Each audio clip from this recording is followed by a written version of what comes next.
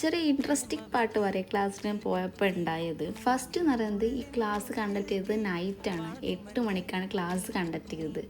അവിടെ എത്തി. അവിടെ എനിക്കറിയുന്ന ആരുമില്ല. അപ്പോൾ ഈ ചേട്ടൻ അവിടെ എനിക്കൊരു ഗൈഡൻസ് ആയിട്ട് ഈ വലിയൊരു ഹോട്ടലിനകത്ത് ഈ മീറ്റിംഗ് റൂം കണ്ടുപിടിക്കാൻ ഞാൻ കുറച്ച് കഷ്ടപ്പെട്ട്. ഇങ്ങനത്തെ ക്ലാസ്സിന് പോകുമ്പോൾ കിട്ടുന്ന ബെനിഫിറ്റ്സ് എന്ന് പറയുന്നത് ഇങ്ങനത്തെ ഫുഡ് കിട്ടും, പിന്നെ കുറേ സാമ്പിൾ കിട്ടും, പിന്നെ നമുക്ക് കുറേ എക്സ്പീരിയൻസ് ആയിരിക്കും. അതിന് വേണ്ടിയിട്ട് മാത്രമാണ് ഞാൻ ആ ക്ലാസ് അറ്റൻഡ് ചെയ്യാൻ പോയത്.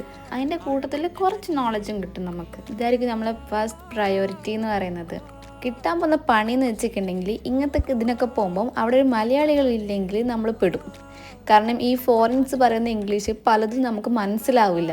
അപ്പം നമ്മൾ ബബ്ബ അടിക്കേണ്ടി വരും. അപ്പം നമ്മളെ സപ്പോർട്ടായിട്ട് ആര് വേണം? മലയാളികൾ തന്നെ വേണം. ഫസ്റ്റ് ഞാൻ അവിടെ പോയപ്പോൾ ഫിലിപ്പീൻസും യൂറോപ്യൻസും മാത്രമേ അവിടെയുള്ളൂ.